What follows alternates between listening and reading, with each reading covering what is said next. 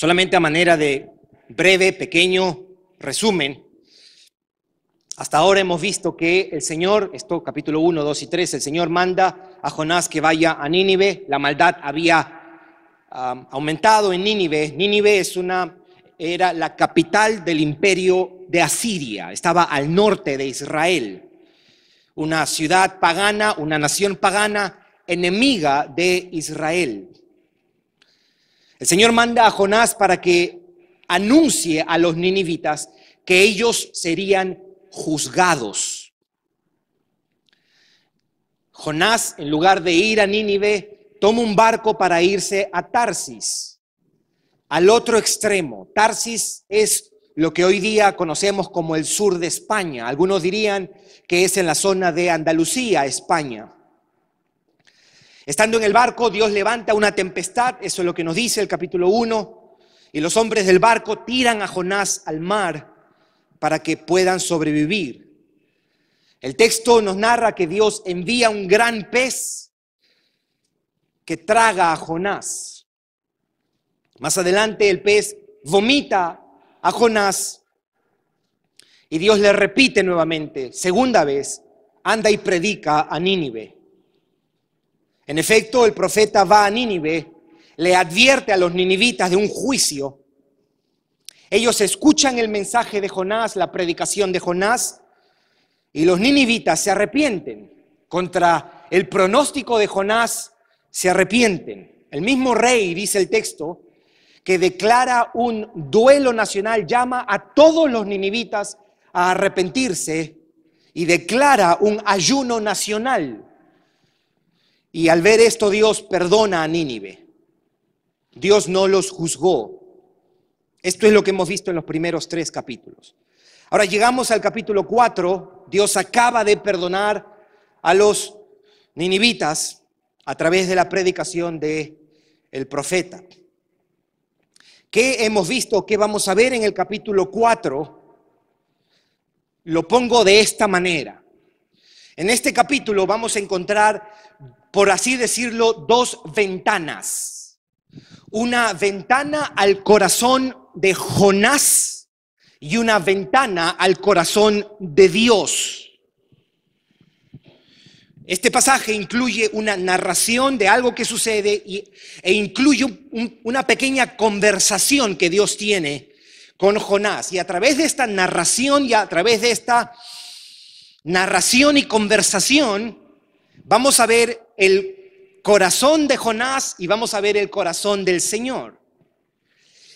Pero esta presentación del corazón de Jonás y el corazón de Dios está puesta para contrastarlos. En otras palabras, lo que el autor quiere hacer es, miren qué diferente es el corazón de Jonás con el corazón de Dios. En un sentido, el autor de este libro, procura resaltar ese contraste, esa diferencia o esa contradicción que hay entre lo que Dios siente y lo que Jonás siente. Son 2 ventanas las que vamos a estar viendo y después, al final, después de ver esto brevemente, quiero hacer algunas observaciones.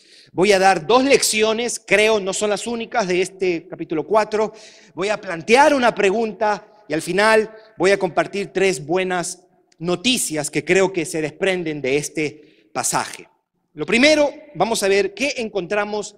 Si usted dice que es una ventana este pasaje al corazón de Jonás, ¿qué es lo que vemos? Cuando abrimos esta ventana en el capítulo 4 del corazón de Jonás, ¿qué es lo que vemos?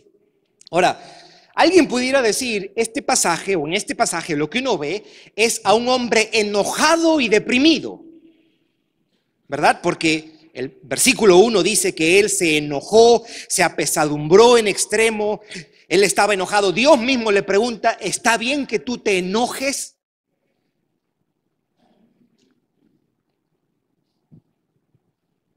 John Piper hace un comentario acerca de esa pregunta que Dios le hace a Jonás. Que esa pregunta refleja la misericordia de Dios para Jonás. Porque Dios le pudo haber dicho, por cuanto te enojaste te voy a hacer esto. Dios no hace eso. Le pregunta, ¿tú crees que está bien enojarte? Como para invitarlo a la reflexión. Y Dios hace muchas veces eso con nosotros, ¿no? Por medio de su Espíritu nos trae convicción de pecado. Pero aparte de eso, en los versículos 8 y 9, por ejemplo, en 2 ocasiones él habla acerca de, mire hasta qué punto se siente este hombre. Me enojo hasta la muerte, decía él. Mejor sería la muerte que la vida. Este hombre está en una profunda depresión. Hay un serio problema con Jonás. Pero yo creo que el enojo y la depresión solo son como manifestaciones externas de algo que hay aquí.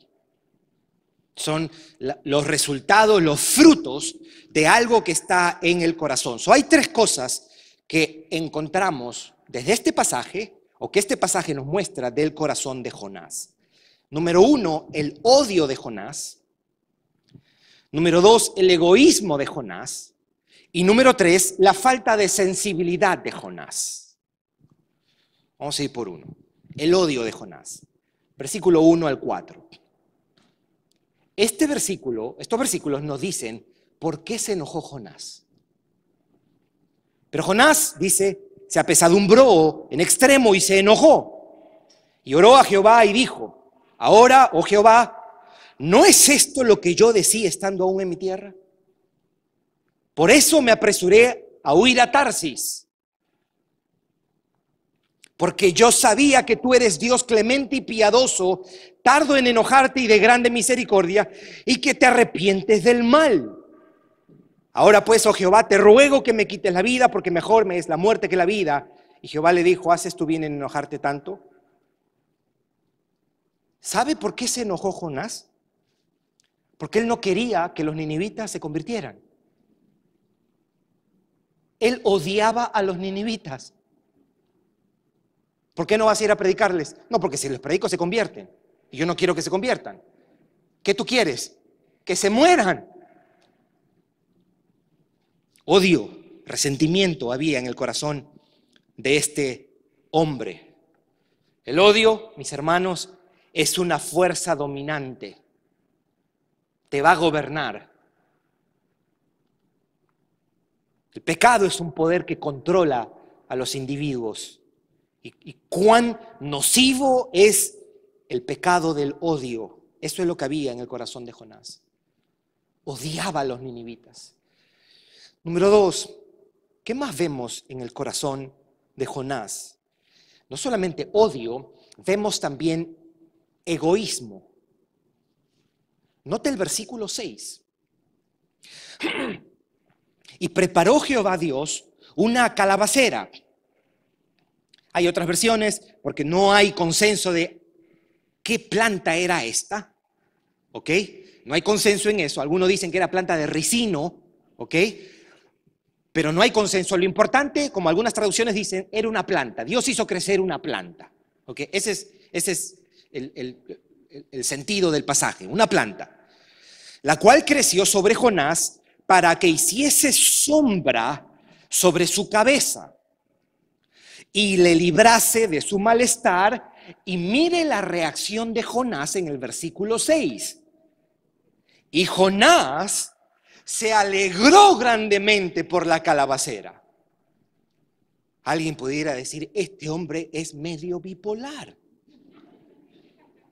Porque aquí está amargo porque ha salvado Dios a los ninivitas. Segundos después está feliz porque tiene un arbolito que le hace sombra. Esto es paradójico, bien paradójico. Porque el mismo que se amarga cuando a otros les va bien, se goza cuando a él le va bien. Él no soporta ver que sus enemigos les vaya bien. Él no soporta ver que sus enemigos, Dios los guarde, los salve, los bendiga. Por el contrario, Jonás está feliz cuando Dios le trae bendición, cuando Dios lo salva, cuando Dios lo bendice, cuando Dios lo guarda. El lema de Jonás es algo así como, yo tengo que estar bien aunque el resto esté mal. Egoísmo. Yo tengo que tener bendición aunque el resto esté en maldición. Esa actitud es contraria al Espíritu de Dios. Él está tan centrado en él mismo. Como leíamos con algunos hermanos esta semana, con el grupo de hombres de la iglesia, y Paul Tripp utiliza esta palabra que define bien el egoísmo: ensimismados. Eso era Jonás. Puede disfrutar de su propio bienestar, pero lamentarse cuando a otros les va bien. Eso es lo que hace el egoísmo. Hace que un creyente se goce cuando le va bien, aunque a todos los demás les vaya mal. El egoísmo hace que solo nos interese nuestro bienestar y no el bienestar de los demás. Había odio en el corazón de Jonás, había egoísmo en el corazón de Jonás. ¿Qué más había en el corazón de Jonás? Había una escandalosa y alarmante, espeluznante falta de sensibilidad. Leamos el versículo 9 hasta el 11. Entonces dijo Dios. Este entonces me recuerda cuánta paciencia tiene Dios. Entonces dijo Dios a Jonás: ¿tanto te enojas por la calabacera o la plantita? Note que Dios le está ayudando a entrar en razón a este hombre. Y como que este hombre no la agarra. Y él respondió: mucho me enojo. Yo creo que así respondió. Si usted tiene que ponerle dramatizar esto, no es mucho me enojo, Señor. No. Mucho me enojo. Hasta la muerte. Mire qué dramático. Versículo 10. Y dijo Jehová: ¿tuviste tu lástima? ¿Tuviste tu lástima, compasión, sensibilidad de la calabacera en la cual no trabajaste, Jonás, ni tú la hiciste crecer? Que en espacio de una noche nació y en espacio de otra noche pereció. Versículo 11. ¿Y no tendré yo piedad, compasión de Nínive, aquella gran ciudad donde hay más de 120,000 personas que no saben discernir entre su mano derecha y su mano izquierda? Algunos piensan que esta es una referencia a niños. Es una manera, dicen, de describir a niños, pero no creo que eso sea el caso. Creo que está hablando de la profunda ignorancia del estado en el que se encuentran estos hombres, y dice: y muchos animales. Lo interesante es que no dice cuál fue la respuesta de Jonás, porque lo que Dios le dijo, lo dejó mudo a Jonás. Lo que él está diciendo es: tú puedes dolerte de una planta que se muere y no quieres que Dios se duela por la muerte de estos hombres. Él puede tener compasión por una plantita que ni él plantó, ni hizo nada para que creciera, pero no puede sentir compasión de estas personas que van a perecer por la eternidad. ¿Tuviste lástima por la planta? Compasión, sensibilidad. ¿Tuviste lástima por un pedazo de hoja, pedazo de tallo, y no tendrás compasión por un ser humano? Pequeño paréntesis. Eso me recuerda, ¿no?, a los activistas de la sociedad protectora de animales que se rasgan la vestidura si ven a un perrito que no está siendo cuidado, pero cuando ven a un niño ser asesinado en el vientre de su madre, no se rasgan las vestiduras. O gente que va y que se desvive, como esta muchacha senadora que quiere deal para la conservación de nuestro universo, de la creación. Pero puedes decir que una mujer tiene derecho a matar a un ser humano en su vientre. ¿Qué clase de jonaísmo es ese? Te rasgas la vestidura por un pedazo de papaya que se muere y no puedes sentir compasión por un indefenso bebé. ¡Qué contradicción! Pablo decía, profesando ser sabios se hicieron necios. Jonás en este pasaje mostró una profunda insensibilidad, falta de sensibilidad, falta de compasión, una escalofriante falta de compasión, aterradora falta de sensibilidad. Eso es algo terrible. En un ser humano eso es algo terrible, en un ser humano redimido es más terrible todavía.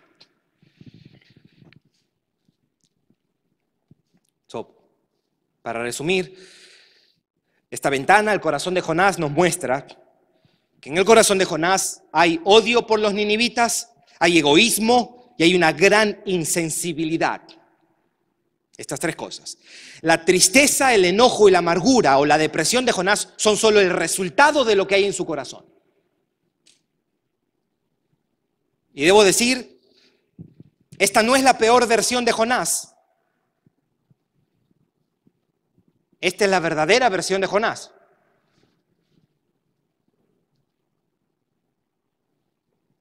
A veces cuando pecamos feo, pensamos feo, sentimos feo y nos avergonzamos porque sabemos que estuvo mal, nosotros nos excusamos, yo no soy ese. Sí, nosotros somos eso. Eso somos. Esto no es Jonás at his worst. No es lo peor de Jonás, esto es Jonás. Odio, egoísmo y falta de sensibilidad. Vamos a ver el corazón de Dios en este pasaje. ¿Qué encontramos en el corazón de Dios en este pasaje? Quiero proponer dos cosas. Compasión por Jonás y compasión por los ninivitas. Compasión por Jonás y compasión por los ninivitas. Dios, vamos a empezar, se compadece de Jonás. Uno lee este capítulo 4 y uno ve que Dios está compadeciéndose de este hombre. Y lo que Él procura hacer en este pasaje es restaurarlo. Esto es lo que uno ve. Después de que Dios perdona y salva a los ninivitas, ahora su atención se enfoca en este profeta, en Jonás. Dios salvó a los ninivitas, ahora quiere salvar a Jonás. Dios salvó a los ninivitas de un juicio, ahora quiere salvar a Jonás de su propia maldad.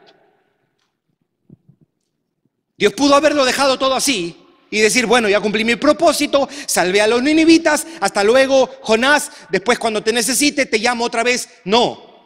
Dios se quedó ahí. Dios se quedó ahí. Y tomó un tiempo. Y habló con él cara a cara. Trató de razonar con él. ¿Sabe qué me hace recordar y pensar esto? El trabajo de discipulado requiere inversión de tiempo. Cara a cara.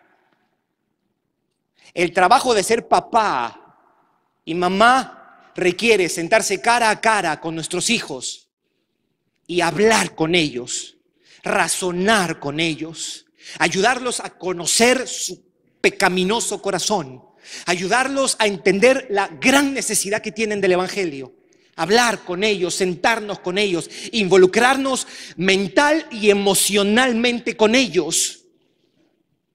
Si usted trabaja 12 horas a la semana o al día y usted llega a casa cansado, a usted todavía le falta trabajo, mi hermano, mi hermana.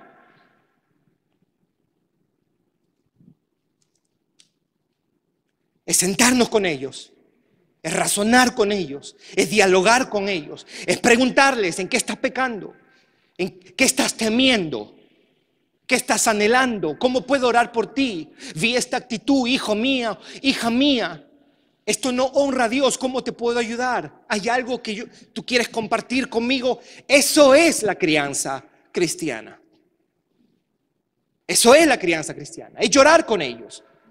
Es provocar esas conversaciones. Y eso va a requerir tus emociones. eso te drena, eso te agota, pero ese es el precio. O usted hace eso o nadie va a hacer eso.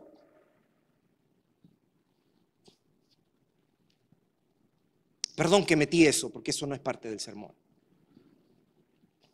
Pero Dios está ahí.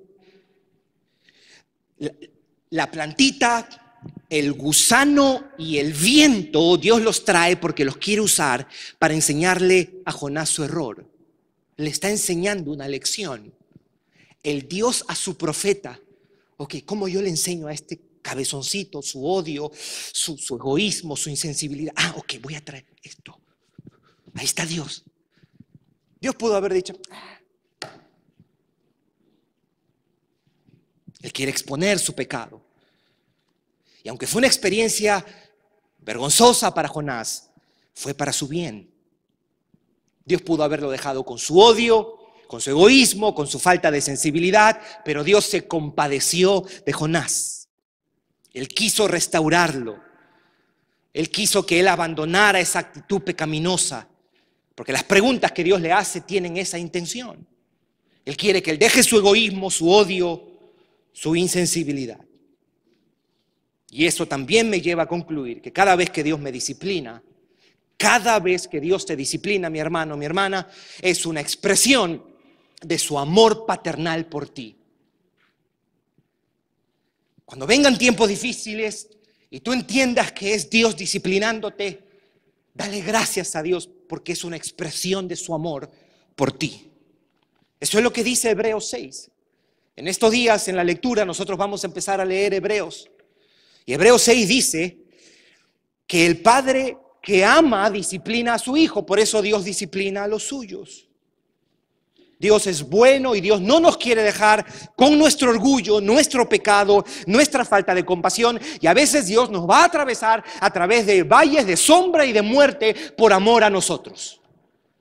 Y en ese momento nosotros podemos decir, gracias Señor por amarme tanto y no dejarme así como estoy. Dios se compadece de Jonás. Número 1, pero Dios también se compadece de los ninivitas. El versículo 11 es dramático. Es dramático el versículo 11. Y es el versículo que termina el libro de Jonás.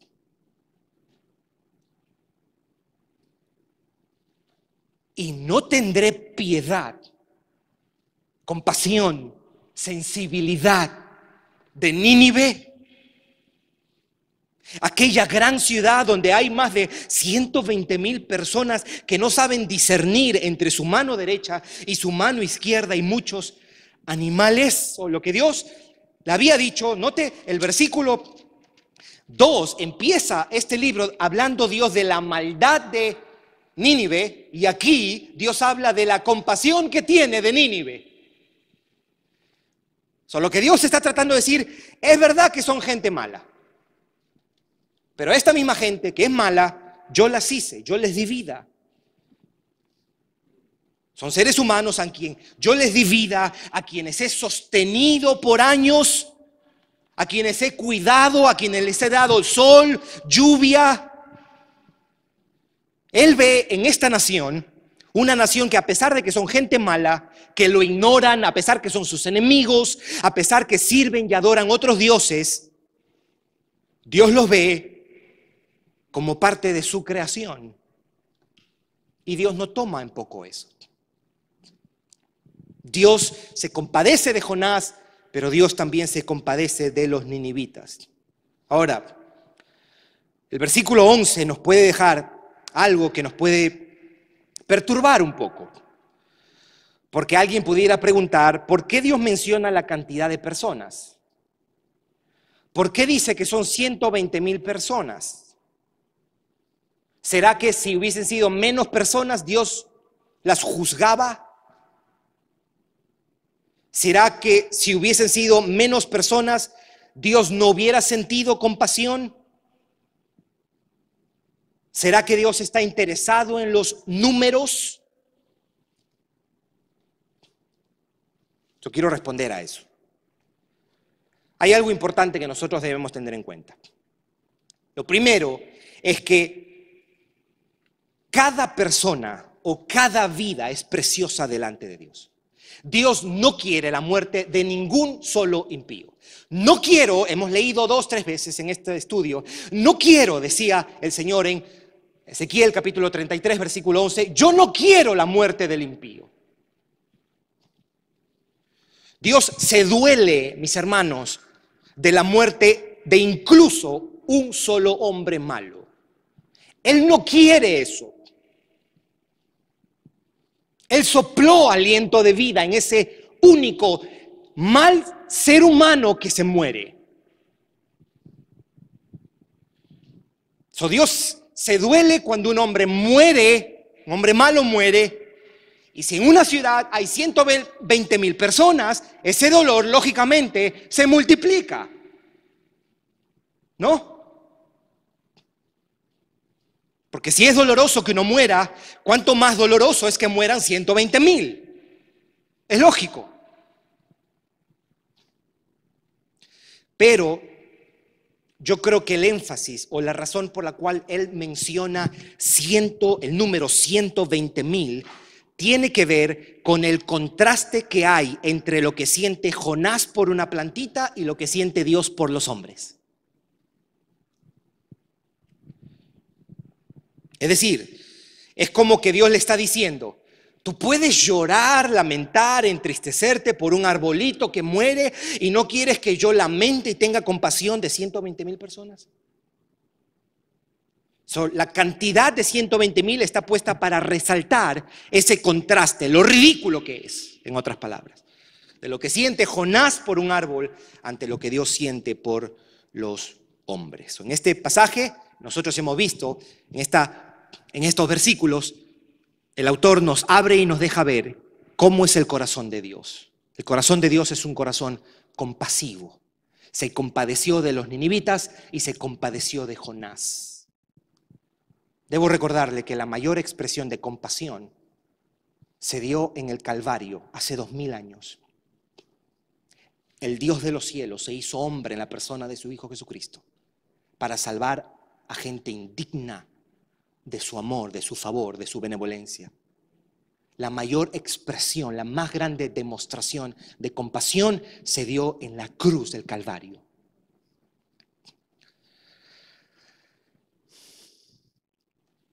¿Cómo nos sirve esto a nosotros? ¿Cómo nos sirve mirar Jonás 1, 2, 3 y 4? Quiero tomar como referencia algo que dice el apóstol Pablo. Pablo dice, hablando de las cosas que se escribieron en el Antiguo Testamento, que esas cosas acontecieron como ejemplo para nosotros y que están escritas para amonestarnos. Una lectura piadosa, justa de Jonás también nos debe confrontar, nos debe amonestar. No solamente mirar como espectadores, como que ya nosotros hemos pasado el examen. No. Esto está supuesto a confrontarnos, a hablarnos, a amonestarnos.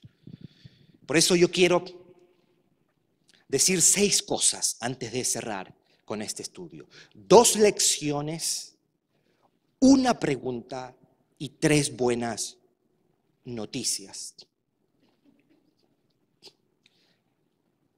Las 2 lecciones son estas. Número 1, nuestra falta de compasión es algo que puede ser terriblemente malo.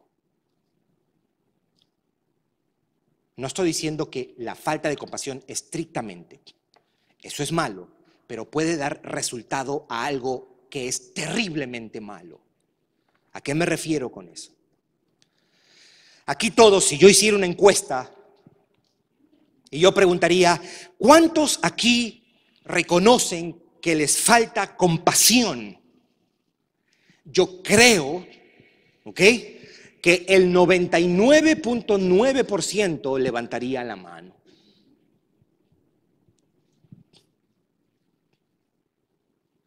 Todos, de alguna u otra manera, reconocemos en muchos aspectos nuestra falta de compasión.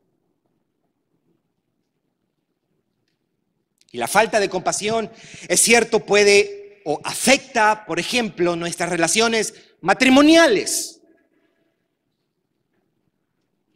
Pedimos que nuestro cónyuge sea paciente con nosotros en esta área, pero somos implacables en su debilidad.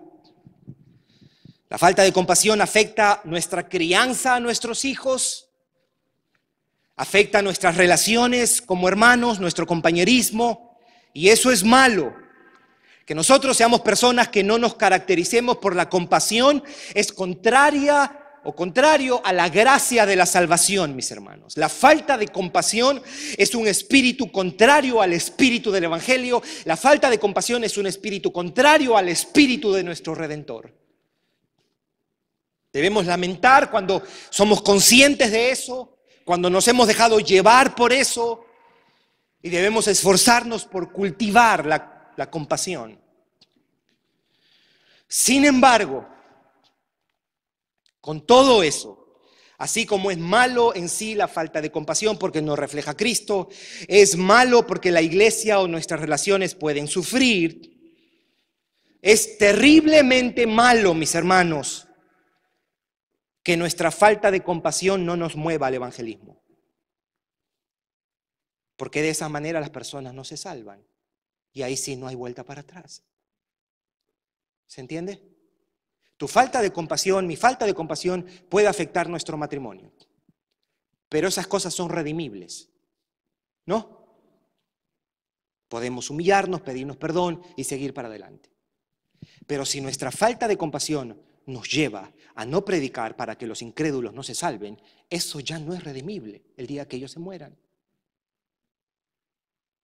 ¿Se da cuenta lo serio que es la falta de compasión? Cuando la falta de compasión no nos mueve a la evangelización, las consecuencias son eternas. Nuestra pobre compasión resulta en un pobre compromiso con el evangelismo. Y eso a su vez hace que los hombres no escuchen el mensaje del evangelio y finalmente hace que esos mismos hombres se pierdan por la eternidad.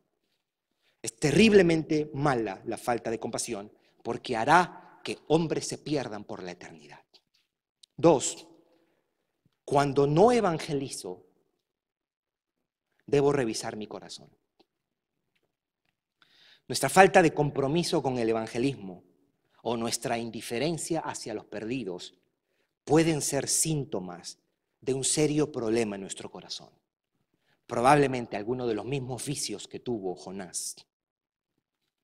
La presencia de resentimientos, la presencia de egoísmos y la falta de sensibilidad son pecados que Dios toma en serio y se constituyen en un obstáculo para el evangelismo. Son un buen medidor para ver cómo está nuestra sensibilidad, nuestra compasión, es cómo está nuestro evangelismo. Esas son las 2 lecciones primeras. Yo le hago a usted una pregunta.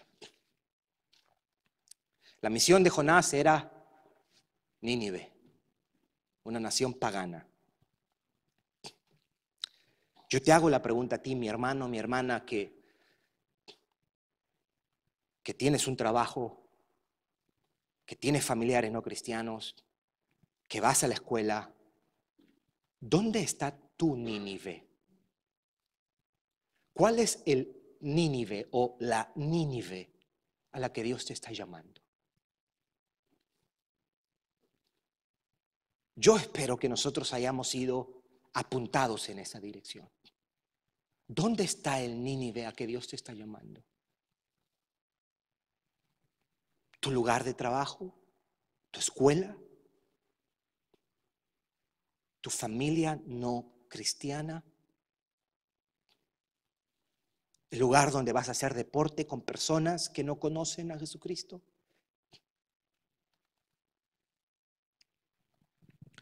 Quiero dar 3 buenas noticias para terminarlo y espero que en estas buenas noticias nosotros encontremos motivación para compartir el evangelio, para predicar las buenas nuevas. La primera buena noticia es, Dios salva a los malos por medio de malos perdonados. ¿Se entendió? Yo le hago a usted la pregunta. ¿Sabía Dios que Jonás era un hombre egoísta, resentido e insensible? ¿Sabía Dios eso? Si usted dice que no, usted tiene el Dios que usted tiene. Sí, yo no creo que él sabe todas las cosas, pero yo no creo que él sabía esto. Eso como que lo sorprendió a Dios. Usted está cuestionando su omnisciencia. La respuesta es un rotundo sí. Esto sería un descubrimiento, ¿ok? Ahí está. Tú me estás diciendo que Dios sabía del egoísmo, insensibilidad y odio, por lo menos, de Jonás, y aún así, ¿Dios lo usó? La respuesta sería, yes. Eso nos enseña, esto es precioso, esto nos debe dar esperanza, mis hermanos. Eso nos enseña que Dios no ve nuestro orgullo, no ve en nuestro pecado, no ve en nuestra maldad un obstáculo para usarnos. ¿No es eso glorioso? ¿No es eso precioso, mis hermanos? Yo creo que esa es una de las cosas más reveladoras de las lecciones de este libro. Dios puede usar grandes pecadores para producir grandes cosas en la vida de los perdidos. Eso es glorioso.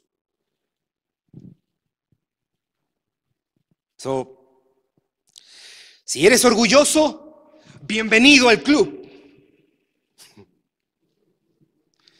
Si eres resentido, egoísta, bienvenido al equipo de evangelismo, de día de adoración. Si eres orgulloso, resentido, egoísta, estás calificado. Yo no sé si usted ha escuchado, Santiago Benavides es un músico colombiano. Él tiene una canción extraordinaria que se llama Gracias por Pedro. ¿Usted ha escuchado esa canción?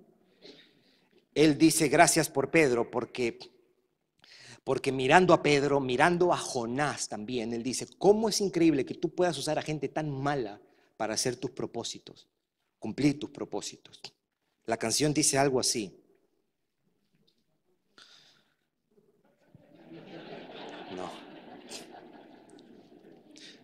No, mi hermana o mi hermano, sí preguntó. Dice la canción, mirando cómo soy en realidad. Cuando yo comencé a escuchar y leí esta lírica, dije, ese es el tipo de músicos que me gusta. Cuando reconoce nuestra pecaminosidad. Y dice, mirando cómo soy en realidad, cómo tengo el corazón medio chueco y lleno de egoísmo. Qué lindo. Yo dije, yo me identifico con ese hombre que está cantando ahí. ¿Me estás describiendo Santiago Benavides? Medio chueco y lleno de egoísmo, descubriendo que soy otro en el montón cuya gran aspiración es llegar más lejos que el vecino. Y eso lo describe usted también, no me mire con cara de... Recordando que por cada vez que juro entregarte hasta la vida, ha cantado siempre un gallo. O que hablas y me hago el sordomudo. Es que hoy quiero alabarte de este modo tan extraño. Y dice, gracias por Pedro, gracias por Jonás, gracias también por la burra de Balaam. Y dice, gracias por ser experto en soportar a los que no somos tan buenos, hablando de nosotros, y con todo pretendemos hablar de ti a la humanidad. Eso somos nosotros. Dios es experto para salvar malos a través de malos perdonados. Si usted se siente, es que yo soy de lo peor, si usted dice, ok, bienvenido, usted puede evangelizar y Dios lo puede usar. Eso es una buena noticia. Eso es una buena noticia. 2. La segunda buena noticia es que la gracia trabaja mejor con gente muy mala. ¿A qué me refiero? Dios no se asusta de la maldad de los hombres. No deberíamos asustarnos de presentar, por ejemplo, el Evangelio a ese tío tuyo que se cree filósofo. No deberías intimidarte de tu jefe que se ve como una persona muy autosuficiente. No deberíamos desanimarnos de hablar de Cristo a una persona, a un familiar, a un amigo que le encanta la parranda. No, a este no le hablo porque él va a Café Iguana.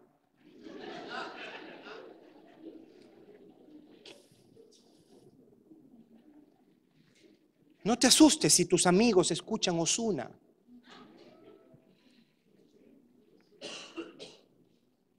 Asústese usted si a usted le gusta Ozuna.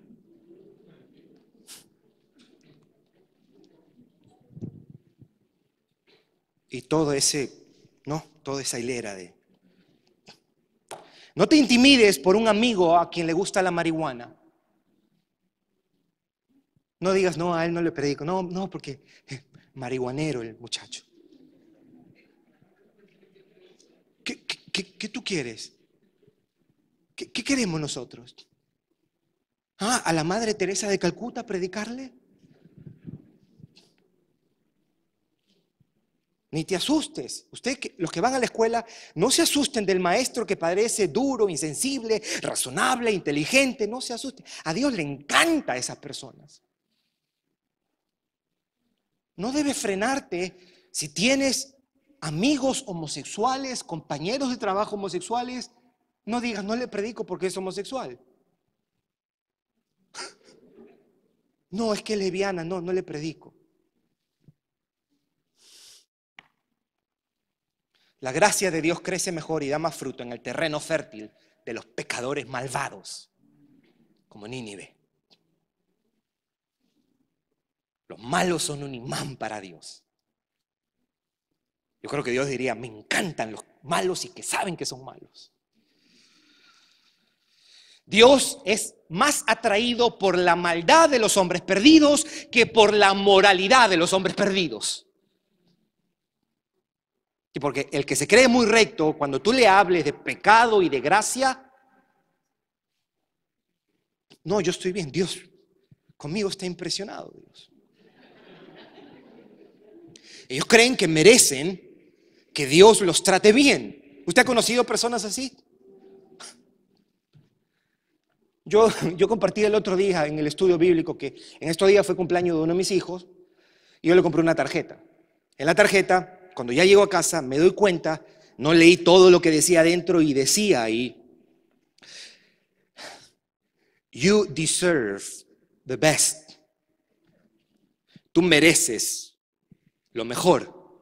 Y yo digo, ay, otra vez ir a Publix a cambiar la tarjeta. No, agarré, le puse una tacha. Usted no merece nada, lo corregí.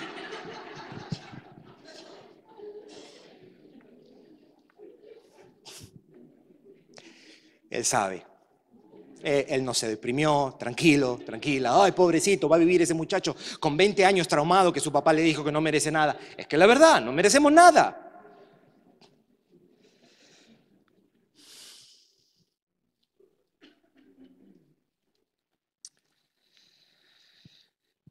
Dios quiere salvar al malo, al pecador, al inmoral, al corrupto, al que sabe que no merece nada.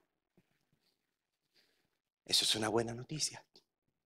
Eso es una buena noticia. No se asuste por los malos alrededor de usted. Jovencito, jovencita, usted tiene en su escuela un compañero, una compañera que usted dice, no, pero este es familiar de segundo grado del diablo porque es más malo. Háblele de Cristo. Dios puede salvar a ese compañerito, a esa compañerita. Y 3, con esto quiero terminar. Una vida que se da por otros es uno de los caminos más cortos al gozo. Una vida centrada en nosotros, del contrario, es el camino más corto a la falta de gozo. El egoísmo, la sensibilidad, el odio, por ejemplo, son caminos directos a la depresión, a la amargura y a la falta de entusiasmo. Muchas veces, mis hermanos, la falta de propósito en la vida está relacionada, está emparentada al hecho de que hemos hecho de nosotros el centro de nuestra propia existencia. La falta de felicidad y la permanente amargura y desánimo pueden estar enraizados en un corazón egoísta. Eso me lleva a concluir a lo opuesto. Nuestra dicha, nuestra sensación de bienestar está unida al servicio amoroso por el bien de otros. Está unida a la compasión que mostramos por el perdido cuando le predicamos, cuando servimos a otros. Está emparentado al sacrificio y a la entrega por el bienestar de otras personas. El deleite, el gozo y la satisfacción se fortalecen cuando nos damos por otras personas, cuando servimos a otros, cuando amamos a otros, cuando damos nuestras vidas, nuestros recursos y nuestros tiempos o tiempo por ellos. Mi sustento bíblico para esa afirmación, usted sabe de dónde yo voy a tomar eso. Las palabras de Pablo dijo, citando a Jesús, más bienaventurado es dar que recibir. Predicar el evangelio, servir, amar a la gente. Lo que ese texto quiere decir, más bienaventurado es dar que recibir, es mejor, es más feliz, porque la palabra macario quiere decir dichoso, feliz. Y se experimenta más dicha y bendición cuando damos, cuando ofrecemos y mostramos compasión. En este caso, cuando servimos a los perdidos, cuando amamos a los inconversos, cuando invertimos nuestro tiempo para salir, para invitarlos a comer, para compartir un tiempo, para tomar un café, cuando les hablamos de nuestro Salvador, cuando los apuntamos a que en Cristo hay gracia, hay perdón, hay restauración, hay redención, hay esperanza en Él. Más dicha hay en eso que en centrarnos en nosotros mismos. Mi oración es que el Señor use Jonás y que despierte en nosotros esa conciencia, que Dios fortalezca nuestro compromiso con la gran comisión y que seamos recordados lo que el apóstol Pablo le dijo a los romanos. ¿Cómo pues invocarán en aquel en el cual no han creído? ¿Y cómo creerán en aquel de quien no han oído? ¿Y cómo oirán sin haber quien les predique? ¿Y cómo predicarán si no fueren enviados? Como está escrito, cuán hermosos son los pies de los que anuncian la paz, de los que anuncian buenas nuevas. Que Dios use su palabra para despertarnos a un mayor compromiso en la gran comisión. Amén. Vamos a orar, mis hermanos.